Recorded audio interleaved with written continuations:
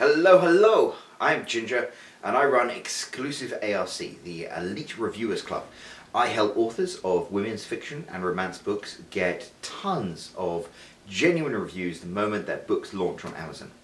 And one of the things I wanted to do, since I started this program, is do a little monthly video with what meager things I can contribute to other authors who are trying to find success. So before we begin, the last time, I don't know if you were here for the last video, I was actually high on cough and cold medicine because I had the worst flu. You could probably hear my voice was like, ah, and I was clutching a glass of whiskey like I was Dean Martin, but I kind of like the whiskey idea. So what I'm going to do is pour myself a glass of whiskey, Hudson Baby Bourbon whiskey. 1 second.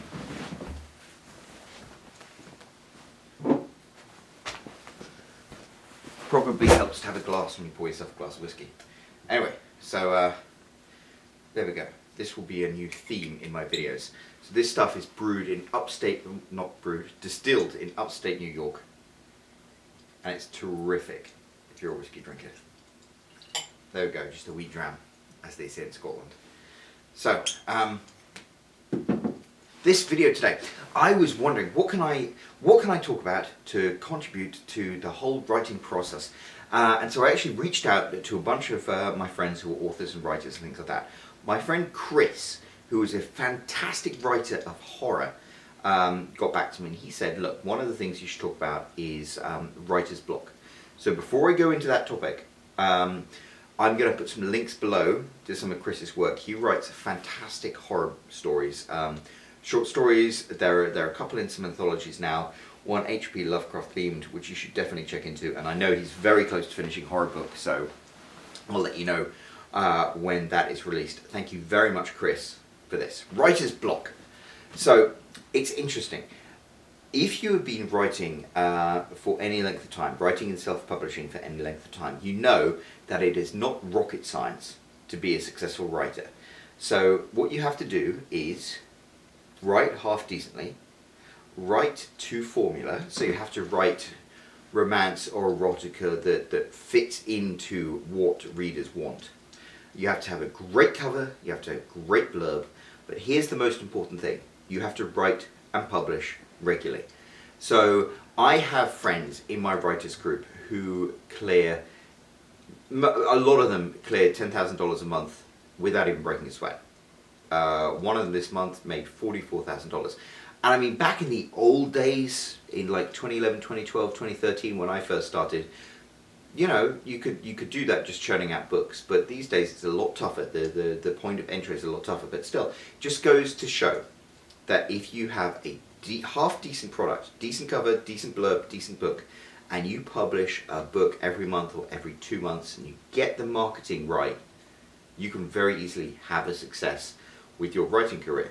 But one of the things that people come up with a lot is they say, okay, I know I'm meant to write a novel every 2 months, but I suffer from writer's block. It's like you sit there and you stare at the blank page, what is going to happen?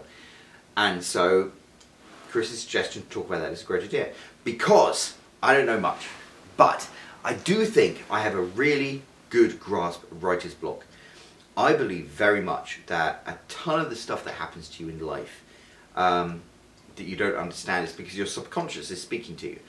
So, I don't know, have you ever been out in the woods and you just get this really weird feeling in your stomach, like you should get out of there? A lot of people think that's because you are getting all these signals that like there's a bear around the corner, that your primary consciousness can't read, but your subconscious is like, something's bad, just get out of here. I think when it comes to writer's block, it's the same thing. You're sitting down there, you're writing, you want to churn out a book, and you just can't put the words on a page. You really do hit the wall. And I believe the reason for that is because what you're writing, the foundation to it is somehow flawed. Writer's block has mostly hit me when I've been kind of writing stuff just, what do they call it? They call it a stream of consciousness, where you just decide to sit down and you write a story and you just see what comes to you. And there are a lot of writers. Stephen King is a very big fan of stream of consciousness writing. Hunter S. Thompson, of course, made that. But And that's great if you're in the mood and the story is there. But a lot of the times, especially with something that is so strict to a formula like romance writing, you'll write yourself into a corner and you'll be like, you'll hit writer's block, and that writer's block is basically your brain telling you something isn't right about what you're writing. So there is a plot point, or there is some issue with characterization that isn't right. For me personally, when I hit writer's block, I normally stop writing for a day or two, and I'll when I'm lying in bed going to sleep, I'll think through the plot and think through the characterization, and normally you'll be like, oh, you know what? I need to fix this, or I need him to do this for this reason, or it doesn't make sense they're doing this, and that solves your writer's block problem, because you realize that the reason you had writer's block isn't because writing is tough. Writing is writing. Writing is like any kind of craft. It's because something was wrong with what you were trying to write. So that's why writer's block exists. How do you solve writer's block? Well, I'll tell you what. As somebody who writes romance books especially, women's fiction, any type of fiction really, and I said this in my last video, there are certain beats and there's a certain formula to everything you write. And I used to hate this idea, but these days I stay very strongly that you should plot out your book before you write it. In fact, 50% of your writing time should be spent writing the book, but exactly the same amount of time should be spent beforehand plotting it out, chapter by chapter, what happens in every single chapter. Because once you've established your story, just writing a few lines about it, it's like in chapter 1, the hero meets the heroine. Chapter 2, the heroine meets the hero. In chapter 3, they realize their attraction, but there's something that separates them. It's like every single chapter has a beat to it.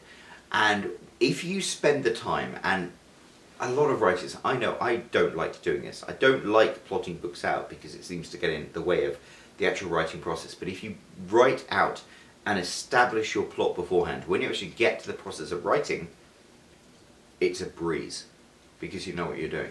In my last video, I talked about how writing was a craft, not an art. And so if you're a craftsperson, if you're a carpenter and you're building a table, you know you have to build the table surface first, and then the legs, and then you put it all together, and then you do the sanding, and then you do the varnishing, and then you do this, and there's a process to everything. And I think when it comes to writing successful romance or women's fiction, it's the same thing. There's a process to it. So the first thing you need to do is establish your plot. And in my last video as well, I talked about how the plot is like a four-legged table. The formula and the beats to a good romance book never change. You just change the characters and the setting and the way it's written. You have to build that foundation first, and then once you write it, if you've got a strong foundation, you will never suffer from writer's block. So that's what I have to say about writer's block. Plot your stories out first. And there are a ton of really good books out there about the beats of romance books. And it's funny, I can't stress enough, because I've written a lot of romance books at the moment. And when I was first starting out, I was writing from my heart. I was writing the books that I wanted to write. And they didn't do great. And the reason they didn't do great is because I was writing stories that I wanted to write rather than stories that people wanted to read. And there were some things that I had in them, like, you know, wives cheating on husbands and people not having happy endings that readers didn't want. Readers want this formula. So what I will say is, I very strongly recommend that you plot out all of your story before you start writing it. And then when you write it, you won't experience writer's block. So writer's block doesn't really exist. Writer's block is your subconscious telling you something is wrong with your story. And that's a good thing. You should look at writer's block as a positive rather than a negative, because writer's block is basically saying, take a step back, look at what you've written, something is wrong with it, you need to fix it. And I think once you get into the beat of it, once you get into the formula of plotting out your book beforehand, establishing all of the beats that you need to accomplish, you won't encounter writer's block again. So you look at the most successful authors out there, like James Patterson, stuff like that, they write 6 books a year. They don't suffer from writer's block.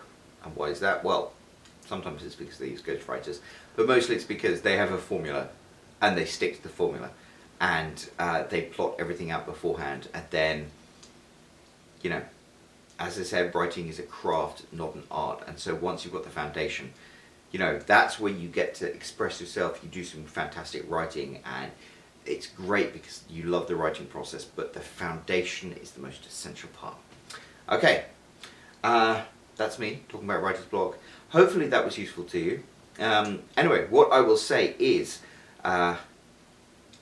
if you have a romance or women's fiction book that you're looking to publish in the future, then hit me up at editor@exclusivearc.com, because I have a group of 3,800 readers avidly waiting for their chance to read good romance books before they're published. And what they do is they like to read these books before they're published.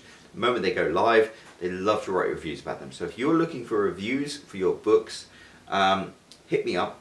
I might be able to help. And that's it. And I'm going to write a few emails about this, and I will do another video next month. Hopefully this bit on writer's block has been helpful. If not, leave some comments below, tell me. And I will be back next month with another glass of whiskey. And it was enjoyable to speak to you. Cheerio.